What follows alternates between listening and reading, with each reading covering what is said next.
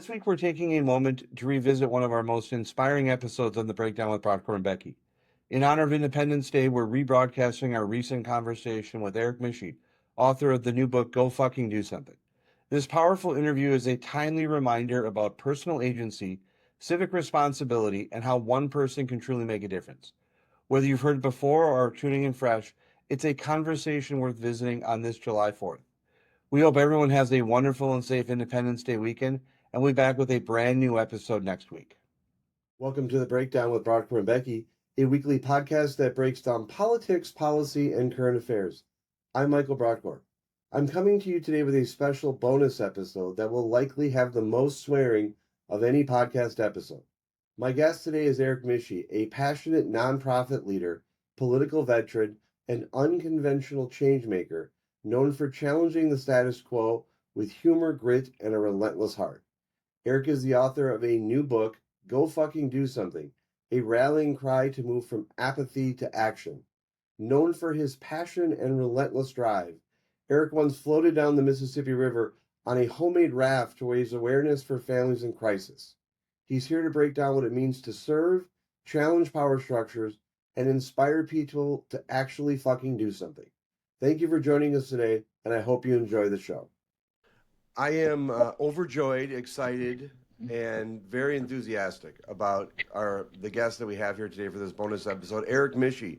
Erich Mische is someone I've known for, 30 years maybe. And it's been just a real joy to have someone like him in my life for a variety of reasons. And Erich is just how I want to be when I get older.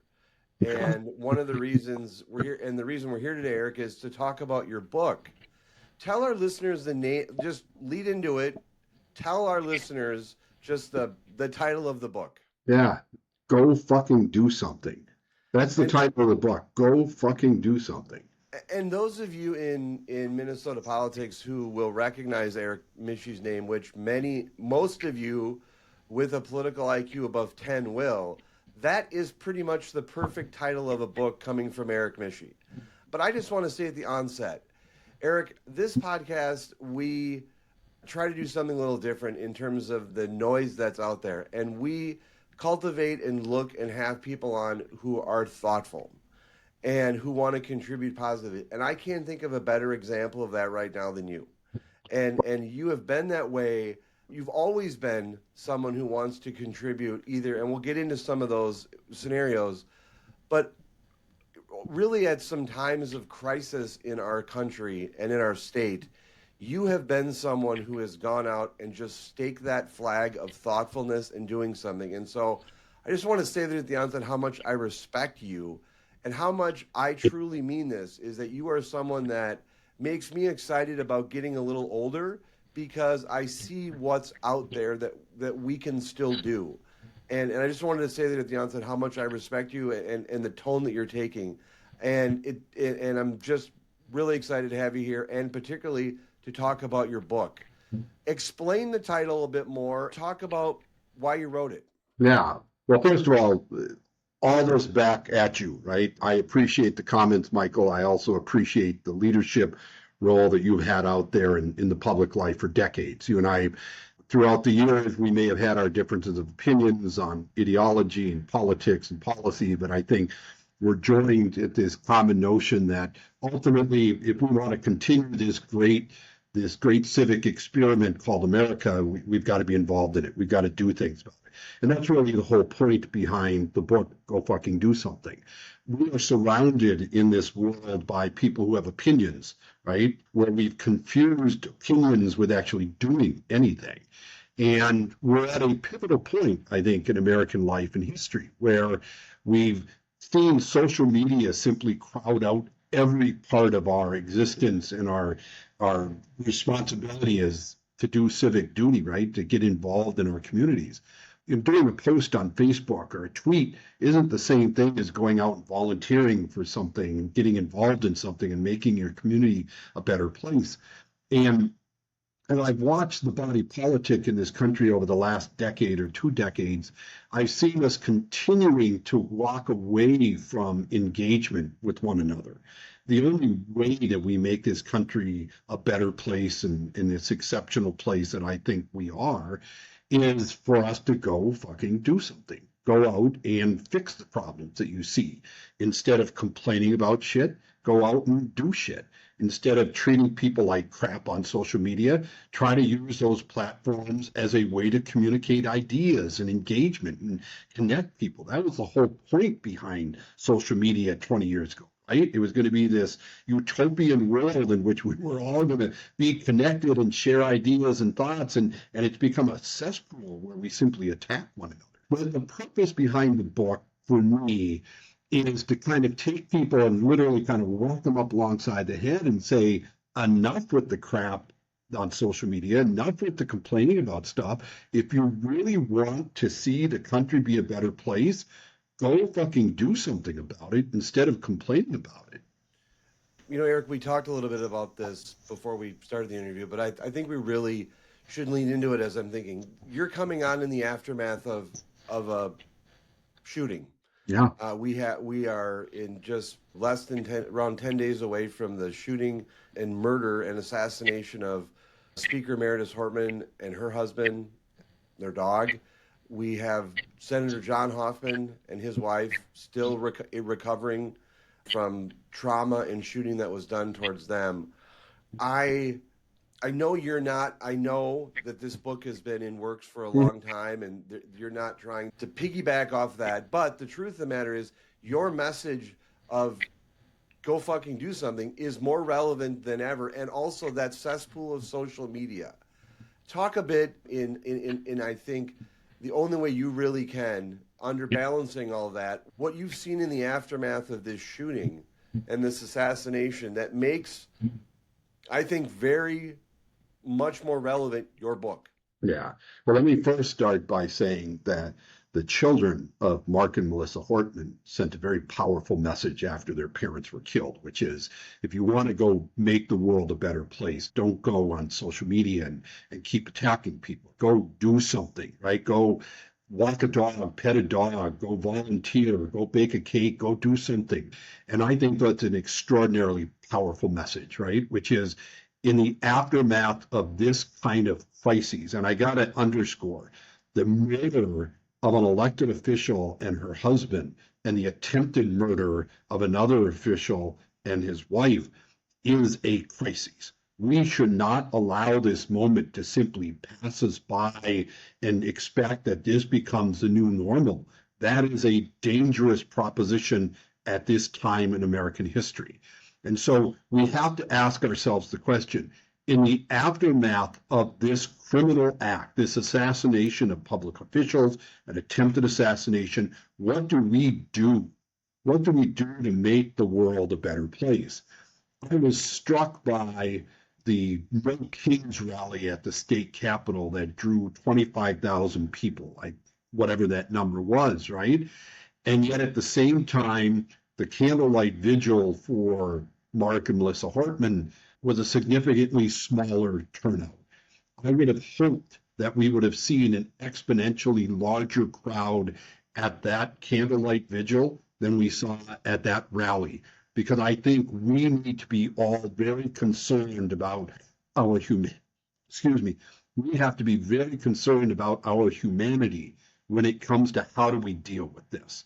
And the point is to recognize our shared humanity, recognize our shared experience as Americans, recognize that if we think the world is going to hell in a handbasket, if we're sick and tired of politicians that we think are screwing us on the left and the right, if we think that the country has become hopelessly divided, Michael, the only people that we have to blame are we, the people. We have created this environment. We have allowed it to foster. We have allowed this cesspool to grow and expand and deepen. And my book's goal and objective is to sit there and remind people you have nobody to blame but yourself. We need to look at the mirror for the world that we've created. And the only way we're going to make it a better place is to look at the mirror and say, what do I have to do to make it better? Do I continue to play into the narrative that the person who murdered these public officials and their spouses or attempted to murder them and their spouses, that somehow or another it's because that person was a left-winger or a right-winger? Or do we plan on recognizing that person murdered these people because of the venom and the vitriol and the anger and the division that we, the people, have allowed to grow and to fester in this country? Your book talks about some of your journey Yeah. from Capitol Hill to a homemade raft on the Mississippi River. And I want our listeners to note, and I just remembered this, your book is behind me. Your other book is behind me. That's my book. That's my bookshelf that's behind me that I have, that I cultivated those books and that I have behind me along with many books. But the book I'm reading, the book I have for you is that you other book you also wrote called Hope on the River, talking about a journey you took on the SS Hail Mary. Eric, when I first met you, you scared the hell out of me because of your just sheer. I mean, I respected you, and I still do. But you always have had this radiant, powerful aura and just a desire to basically always get shit done. You were always a get shit done part doing. By the way, I think this is going to be probably our Goodfellas episode in terms of the amount of swearing we do in it, but that's okay. That's what the internet's for. We'll put a narrative out there, but you've always had that, and you've always had just a get it done type scenario. There is no one that I think has that type of we can get it done.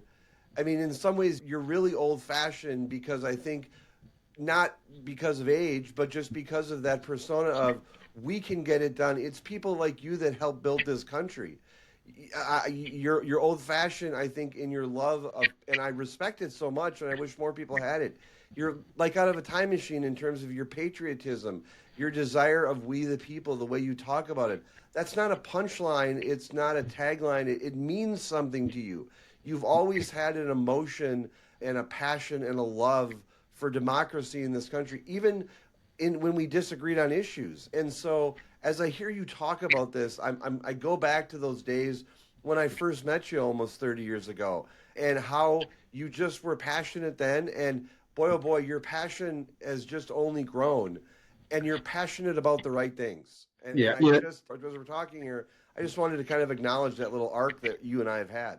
Yeah, well, and I appreciate that. Michael, I believe in American exceptionalism, right? I truly believe that America is the most exceptional, indispensable nation on earth. I have always believed that. I have believed that when I was a Democrat. I believed that when I was a Republican. I believed that when I was a liberal, a conservative. I believe that now as a guy who's a dad, right? My primary mission in life is to be a good dad to my adult kids, right?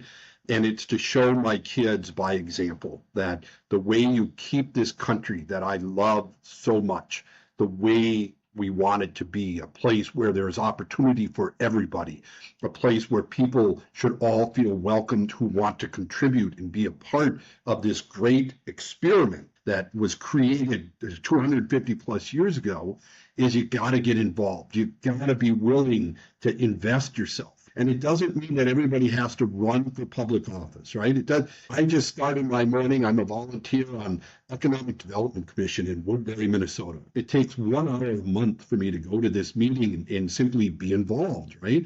There's other people that you and I know. We've both been involved in partisan politics and in government and public policy, but those aren't the only ways you can get involved in making this country the kind of place you want it to be. Go volunteer. There's millions of opportunities to volunteer. I got to tell you, when I listen to people say, I just don't know what to do, again, I want to take the cover of the book, smack them on the head and say, go back and do something. This idea that you don't know what to do to make a difference is this absurd notion in a country as free as the United States. And I want to emphasize that. You can complain about this country all you want, and God bless you, right? You can say it's not perfect. You can say we're this. You could say they're that. And you're probably right about all of it. But there is no country on earth, no country on earth where you have the ability as a single human being to do more to effectuate the outcome and impact of your country. And you can do that at a very small level in your local community. You can do that at state level. You can do that at federal level. There is no other country on earth that you can do that and have to worry that if you speak up and speak out, that somehow or another you're going to get shot, that somebody's going to throw you in prison. Okay, that is the piece that I got to say that I always get frustrated when I listen to people complain about not knowing what to do to deal with the issues that they think need to be fixed in this country. It's like that is an excuse that might fly somewhere else.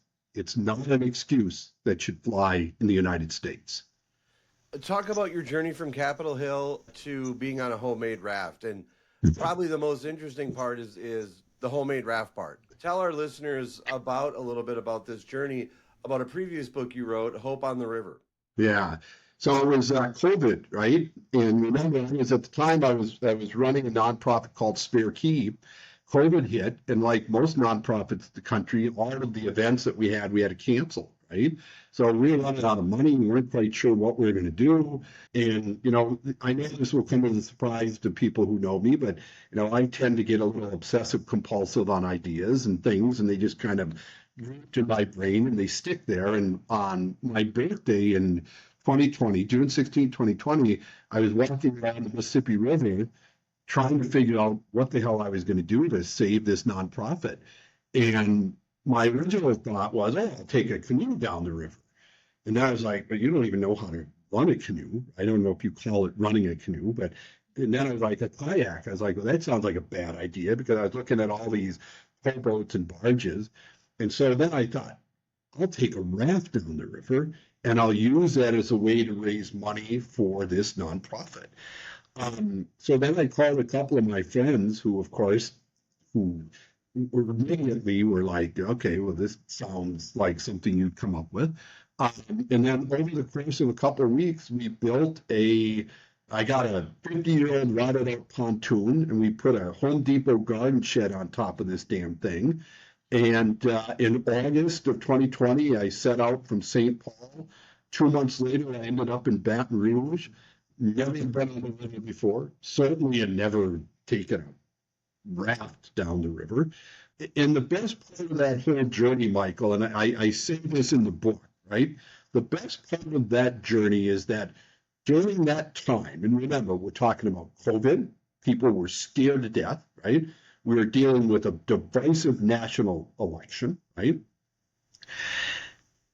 No matter where I went, nobody asked me whether I was a Democrat or Republican. Nobody asked me who I was voting for president. They didn't ask if I was a liberal or a conservative. Time and time again, everywhere I went, people, despite their own fears and their concerns, said, what can I do to help? And that didn't matter which state. And remember, I went through 10 states on that trip, 1,700 miles, 2 months, at a time when everybody could have been absolutely justified in saying, I don't want to help. I don't want to be a part of this. Who is this guy? And instead, people came from everywhere to simply say, what can I do to help? What can I do to make a difference? What can I do to make sure that I'm a part of trying to do something good for other people? So for me, that trip simply is extended in the message of the book, which is that's what this country is really rooted in, right? Is that unique nature of who we are as citizens who get involved to try to make a difference, to try to create a better place. And for me, doing that trip reinforced my love for this country. Didn't remind me, I've already had that, but reinforced for me just the depth of goodness of people in this country who, when given an opportunity to make the world a better place, will always take that opportunity if given a chance, or if reminded that the way that you make it a better place is to go fucking do something. There were many times, having read your first book and followed you on that journey remotely and read it, there were many times when you could have given up and you didn't. What kept you going when when you had all of the technical, weather-related, navigational issues, what kept you going?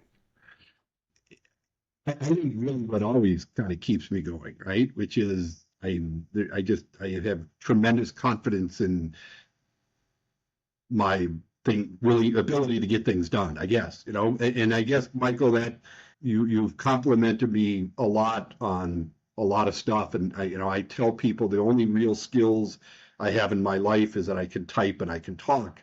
And the only real character trait that sustains me during times when my skills are lacking is simple persistence. And so even as I looked at that trip, and I don't know how many times I almost sank, how many times I almost got run over by towboats. I had people try to rob me and swamp me. When all was said and done, it is that persistence, right? I come from a family of 9 kids. We didn't have a whole lot when we grew up. And so you kind of learn that life isn't fair, but life not being fair is never an excuse not to try to do something or to make a difference or make an impact.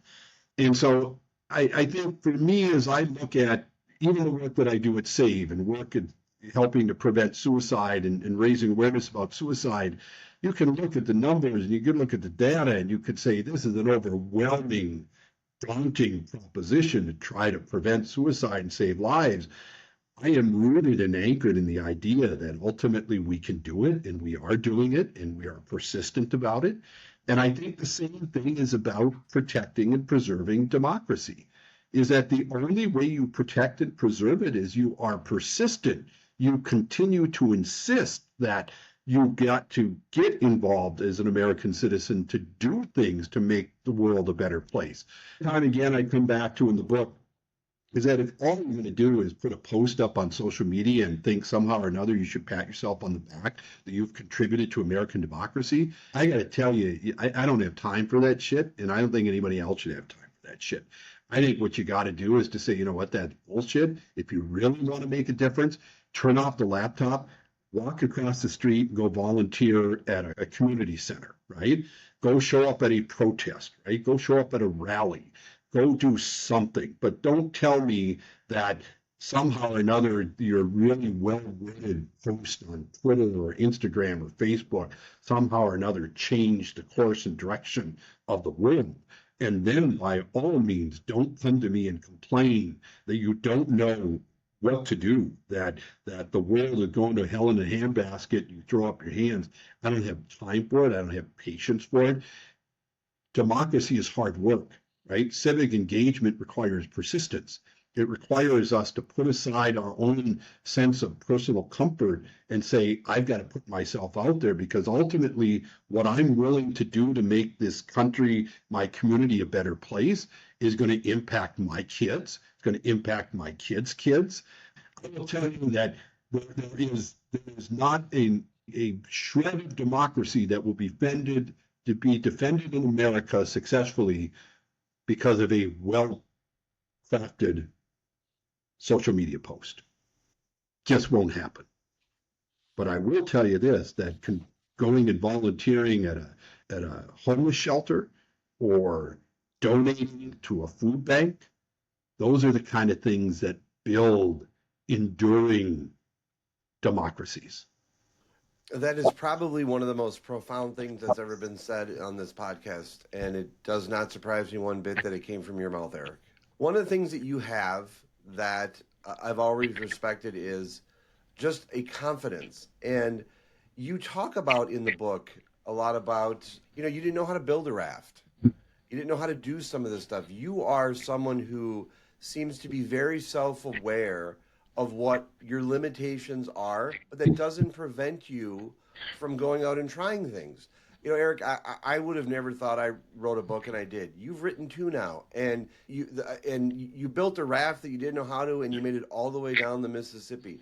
There are people out there that have a couple things. Imposter syndrome, I think it impacts people a lot, but also feeling unqualified.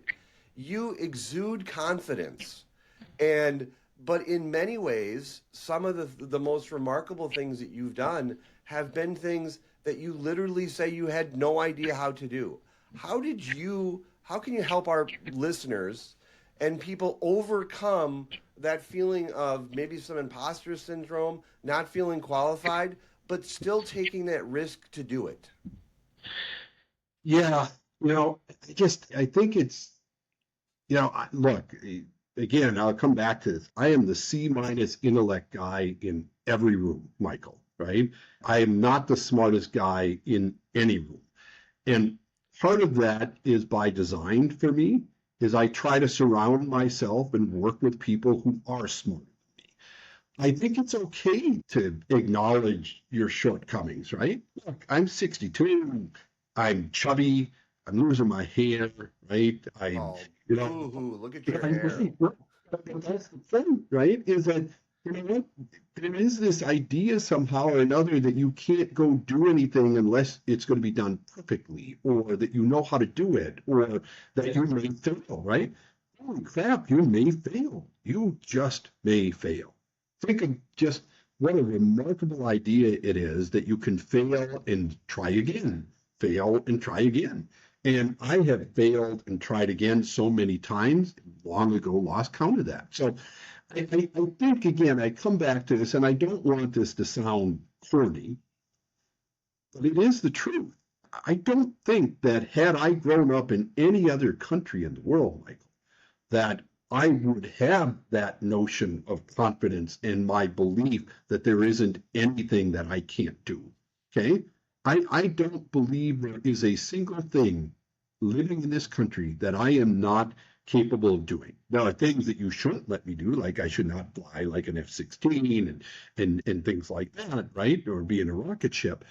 But the things that I want to do, the things that I want to make a difference in, the things and the change that I want to see happen, those are all things every single one of us has the ability to do simply because we live in the United States of America.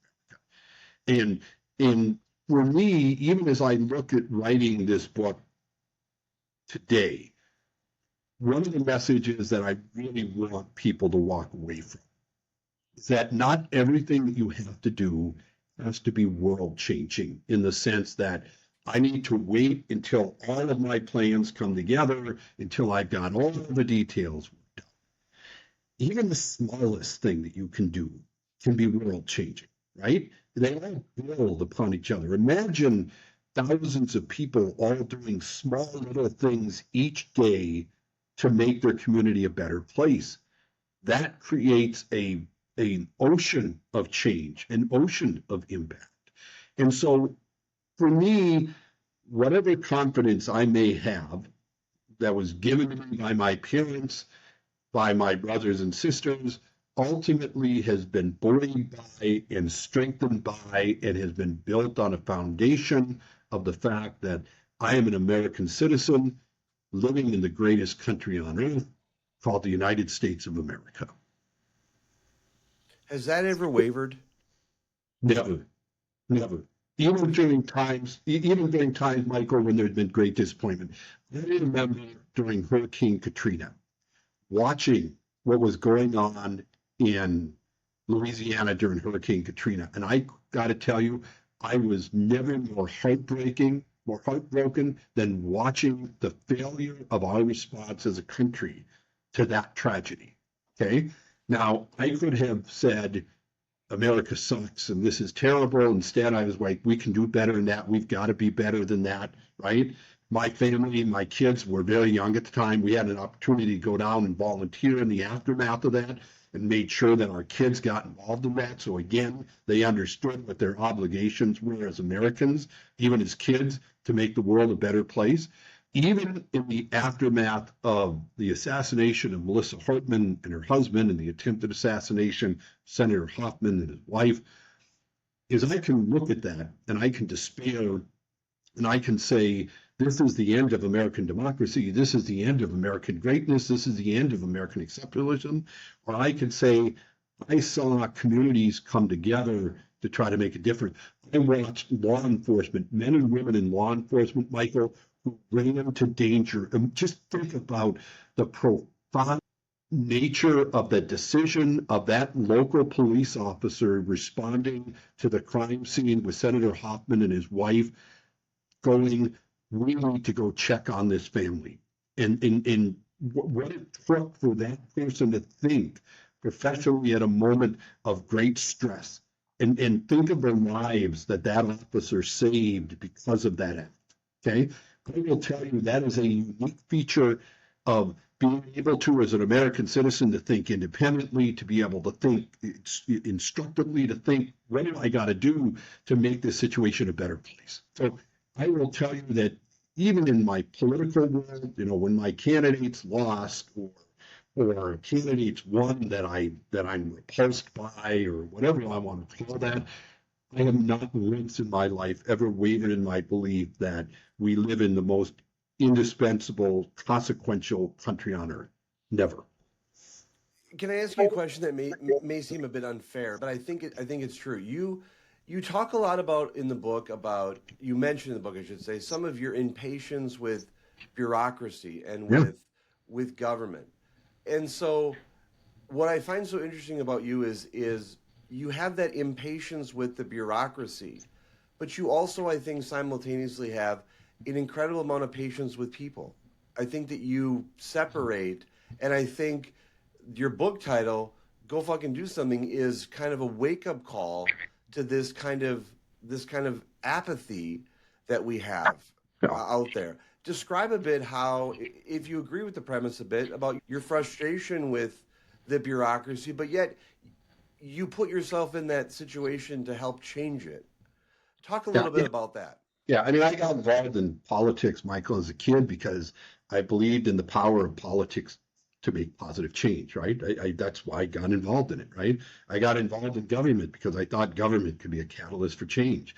And I think by and large, politics and government in America is about positive catalysts for change, right? Doesn't always work that way, doesn't always work quickly, right?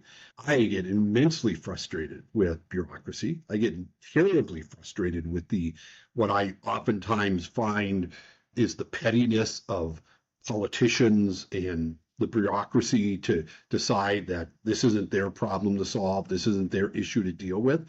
And it's important sometimes to try to distinguish between the people in the bureaucracy and the bureaucracy itself. And I would be lying to you if there aren't times in my life where I've gotten equally frustrated. And I give you a perfect example. I talk about it in the book. A few years ago, there was a pile of garbage and hazardous waste that was piling up in a parking lot in a church in the city of St. Paul. And for months, the city, the county, and the state knew that was there. And there was hypodermic needles, there were used condoms, there was drug paraphernalia right across the street from a child care. And not one of those government entities or the leaders of those entities would take responsibility and just go clean it up. And one Saturday morning, I was watching the news and there was another news story about this. And I told my wife, I said, I'm going to go clean it up. So I grabbed a couple of shovels and some garbage bags, and I went down there. And an hour later, there was a former military guy and his kids who came down there and helped. And by the time they were done, there was over a dozen people who had come there and cleaned up a pile of crap that 3 units of governments with combined budgets of $5 to $10 billion, how to clean it up, pointing their fingers at one another. I could have sat back and went, these sons of a bitches, why can't they just get this done and taken care of? Or I could have gone and fucking done something, which is what I did, right? And it didn't take any permission. I didn't need anybody's permission to go clean it up, right? I didn't need to call somebody and say, is it okay if I do this? All it took was I had a shovel and I had some trash bags. And I went and picked it up. And guess what? That story can repeat itself anywhere in this country, anytime, any day. You don't need permission from anybody to make your city a better place. You really don't, okay? And at the end of the day, were there a lot of really angry politicians? Yep. I was angry. I took all that trash and I dumped it in front of City Hall in St. Paul. And, they were planning on arresting me. And I think somebody was like, we may want to take a step back from this because that's maybe not a good look. We should have picked that garbage up. So the bureaucracy, you got to try to separate the bureaucracy from bureaucrats so that you don't treat the bureaucrats badly recognizing that sometimes it's the bureaucracy itself that makes bureaucrats not function at the level that you need them to. And I think part of our job as American citizens is to hold truth to power. And whether that's an elected official or it's a bureaucrat, is to say, you know something, this is a problem you can solve, and if you can't solve it, I'll solve it. And if you're not willing to fix it, I'm going to figure out a way to help fix it. If that means I'm going to run against you, or I'm going to find somebody else to run against you, or something. But whether it's picking up trash, taking a crappy raft down a river, writing a book, volunteering at a food shelf, whatever it is, there's no limit to what you can do as an American citizen. Go fucking do something and make a better country. Don't sell yourself short. You wrote 2 books. So, 1 second here. Having a slight audio issue. Don't sell yourself short. You've written 2 books. One thing I want to ask you about is social media.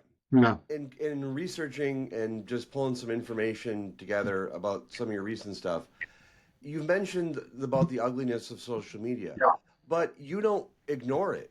You go out there and in that ugliness, you stake that flag. I just read an amazing commentary you wrote from InPost about Harvey Milk and the changing of the name, which I just thought was beautiful.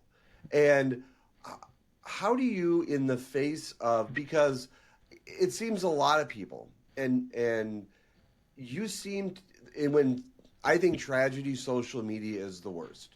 And I think social media, Eric, I was with a legislator yesterday talking with him, and I said, I think that social media is something that we're going to realize is as harmful to our youth as smoking would be. I have 3 kids, and none of them are on social media for that reason. But you go out there and in that face of ugliness, you stamp a flag and draft and produce and publish some of the most thoughtful and thought-provoking pieces. How do you do that? Well, let me come to the issue about social media, because that's the piece that I think you started the point on.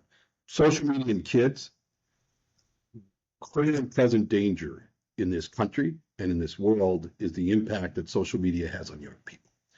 We are seeing kids today from every walk of life who are dying by suicide due to the horrible nature of social media platforms. They're being sextorted, they're being sex trafficked, they're being sold illegal drugs on things like Snapchat, they're being bullied, right? They're being targeted. Big tech companies are worse than big tobacco. Big tech companies are worse than big auto. They're worse than big pharma, worse than big oil. And here's the reason why they're worse for kids, is that you still have to walk into a store to buy a pack of cigarettes as a kid, right? You don't need to walk into anywhere other than on your phone to get onto a website that can cause such traumatic damage to you as a child that it is inconceivable to me that there is an elected official in the United States of America that hides behind the idea that we should not regulate social media in the same way that we regulate tobacco and alcohol, that we regulated the auto industry, that we regulate the pharmaceutical industry, and that the argument that they use is that to do so is a violation of free speech. Bullshit, okay? We have seen destruction of American children's lives that we will not even understand the breadth and scope of it for another 5 to 10 to 20 years. You talk to any parent in this country who has lost a child on social media, who has to listen to Mark Zuckerberg of the world or somebody else say there's no evidence, there's no facts, they will tell you the evidence and fact is my dead child buried in their grave. Yesterday in Washington, D.C., was an event called Social Media Remembrance Day, where over almost 300 families had pictures, lawn signs of their kids who've died as a result of their interaction with social media, right? We work with all of these parents, right, who have kids who have killed themselves, who have died by fentanyl poisoning, who have been bullied to death, who have been sex trafficked, right? Time again. And then we have to listen to big tech CEOs say, there's no evidence, there's no proof of it. Bullshit. About 3 months ago, Save, along with 40 organizations now on 6 continents, started a campaign called Kids Keep It Digitally Safe, which is an effort to call for warning labels on social media platforms that will alert parents and kids to the harms that are on those platforms. It is 100% not the end-all, be-all solution, but the fact of the matter is that every click has a consequence, and it's time that we label the risk. And so the Kids campaign was one effort, along with others that we've been involved with, trying to pass the Kids Online Safety Act, other age-appropriate design code bills throughout the entire country. When we look back on this time in history, Michael, we will be judged for our failure to understand the depth and breadth and scope of the harms that have been put on our kids by social media. When you look at the scientific evidence about the impact of social media on adolescent brain development, it is as shocking as watching the impact of nicotine and tobacco on brain development as an addictive feature. They have been able to look at kids' physical brain development who've been exposed to significant time on social media and see actual physical changes to that adolescent brain development. That's not science fiction. That's not some guy sitting in a shed somewhere coming up with this crazy idea. That's the fact, right? And so when I look at social media today, I would tell you that if not for the work that I do, I wouldn't be on social media. But the platform is there, and by God, I'm going to use it to raise awareness and sound the alarm and use it as a way to try to get information out to parents and the public about the harms of social media, which then transcends to adults, Michael. We can't forget that part of the reason we are seeing this division and this nastiness and the violence in American life today is because these platforms and the algorithms amplify that division. Okay? Every time you post something that you're pissed off about or you criticize this person, that platform knows everything about you. They know that based on what you've just put on there, that's the kind of content they're going to keep feeding you. And it becomes this angry, nasty, evil loop of information that continues to pollute your mind. It pollutes your perspective. It creates this cesspool of division in the country. So social media for kids, absolutely one of the most dangerous places on earth. Social media for adults is where democracy can go to die if we're not careful about what it's done to divide us as Americans. Wow. I couldn't agree with you more. I couldn't agree with you more. Eric, you're 62. I am. You're 62 years old, and I have to say, I'm doing the math inside my head. I think I mentioned 96, 97. And I got to tell you, you are more passionate about life and issues than I think you ever have before. How have you sustained that? How have you sustained that? What can our listeners take? Because I'm sure they're gonna see you on this podcast, they're gonna listen to your voice, and they're gonna say, I got a 62-year-old guy who's done all this stuff. How have you found a way to sustain it? How have you and what recommendations would you have for people about how they balance social media and exercising and going for walks and volunteering? What's the recipe? Because in all seriousness, Eric, you're unique. You're so unique. And the more I hear you talk right now, and I know our journey where you're at, there's really something special about you. And I know you're not going to acknowledge that. I know you're not going to say it. But there's things that you do every day. Your daily life, whether it's going for a walk or something, how do you, in all this ugliness, what do you do every day to make this type of Erich Mische show up for Minnesotans? And what can you share about a little bit of your behind the scenes kind of secret sauce? My behind secret sauce are my kids, right? I have a 24-year-old son and a 22-year-old daughter, right? And I would say what's probably sustained me for the past 24 years is the world that I hope that they can create that's a good place for them, right? My wife and I focused on trying to raise good kids, make them self-sustaining, make sure that when we sent them off into the world that they were good people who were committed to being good citizens. I think we succeeded in that. I'm very proud of my kids. I talk about in the book is dedicated to my two kids, that it was always important for me to show my kids what it meant to be an American, what it meant to be involved. It wasn't just enough to say it. Words are great, but at the end of the day, showing your kids that you're out there involved and you're doing things, right, I think is important. When I'm long gone, Michael, I want my kids to remember me as somebody who not only loved them and their mom and loved their country enough to get involved and take risks and put myself out there. And I hope that we've taught them to do the same thing, to be good Americans who love their country, that want to make it a better place. I got to tell you, I think sometimes, again, what we get caught up on is just the inertia of just getting stuck, right? You got to recognize that everybody is capable of doing something. Everybody isn't capable of doing the same thing as everybody else, but everybody here in the United States is capable of doing something, right? Whatever that may be. But if our entire life is defined by doing something as that post you put on social media, or that grumbling and complaining about shit without doing anything about it, that inertia just it sets in even worse, right? It becomes even more deadening, right?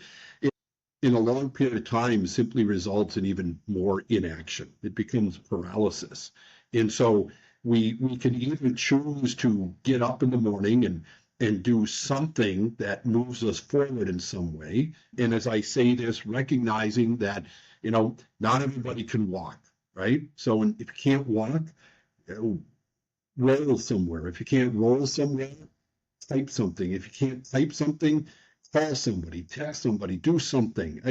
The frustration for me is the idea that we use obstacles that really aren't obstacles as an excuse to not do things. There's not a thing in this country where there's an obstacle in your way that prevents you from doing something to make a difference and make an impact in your community, in your life. And for me, it's, again, my backstop has been my kids. Anytime that I might feel frustrated, or anytime where I might feel down, or I might think, boy, there's nothing I can do about this, I have to remind myself that I can't send that message to my kids. My daughter was diagnosed with type 1 diabetes a little over a year ago, right? In her junior year at Marquette. My daughter could have taken that diagnosis, Michael, and she could have cratered. She could have went, this sucks, this is terrible, everything that I plan to do in my life is now changed, okay? Instead, my daughter has embraced this challenge, recognizes it for what it is, and would she rather not have type 1 diabetes? Absolutely. Is it going to alter the trajectory of her life and what she wants to have out of it? Absolutely not. And so I look at my daughter, I look at my son, who are my heroes and heroines in life, and who I admire and I respect. And I think to myself that the price that I'm paying for having that in my life is for me to continue to show them what I'm responsible for, not only as their dad, but as a fellow American. Tell our listeners about when the book comes out, where it'll be available, where can people buy it? Give us all that. Let's get all that good information out. I think it's a cover, right? There's a cover. The cover's not subtle. But subtle, it was not meant to be subtle. There's nothing about it that was meant to be subtle. The book has got a foreword by M.J. Rice Blair. Let me really quick mention that. M.J. Rice Blair lost her daughter to suicide about 2 years ago at a tall public structure here in Minnesota, and came to us at SAVE and said, I want to make sure that no other parent ever goes through this tragedy. MJ, to me, is an example of people going out and fucking doing something. Could have sat back in her grief and said, I have nothing else that I'm going to do, but instead went, I'm going to go fucking do something. I'm going to fix this. And this year, working with MJ, we were able to get $8 million to put physical barriers on this bridge, and now we're going to be able to save a lot of lives. The book is available now on Kindle at Amazon. It'll be available in paperback on July 1st on Amazon, and on July 9th, will be an actual release party. I'll put that information out there. You know what the significance of July 9th is? No. So July 9th is the day that George Washington had the Declaration of Independence read to American soldiers. Wow. And so I've decided to have the book release party on that date. The price of the paperback, $17.76. And the Kindle price is $7.76. 100% of the proceeds from the book will be donated to Save Suicide Awareness Voices of Education to support the work that we do in raising awareness about suicide and suicide prevention. So I'm not making money off the book. The goal here is to get the message out to go fucking do something, sell some books, raise some money to help prevent suicide, make the world a better place. Erich, it has been nothing short of an absolute joy to speak with you. You are a patriot. You are a good American. You are a good Minnesotan. I consider you a role model. I consider you a friend, and you are something that every bit of you should be something that we should all try to model. And this episode is going to show what you can do when you go fucking do something. And I'm just so proud to have the opportunity to speak to you and to call you a friend, but also just call you a citizen. It's a pleasure growing up at this time to have crossed paths with such a remarkable human being like you are. And you are literally saving lives and changing things. And I hope everyone will go fucking do something after reading this book. Erich, if there's anything that Becky and I can do to promote your message, share it or promote it, you are always welcomed here. I appreciate it, Michael. Thank you for all you do. Let's go fucking do something.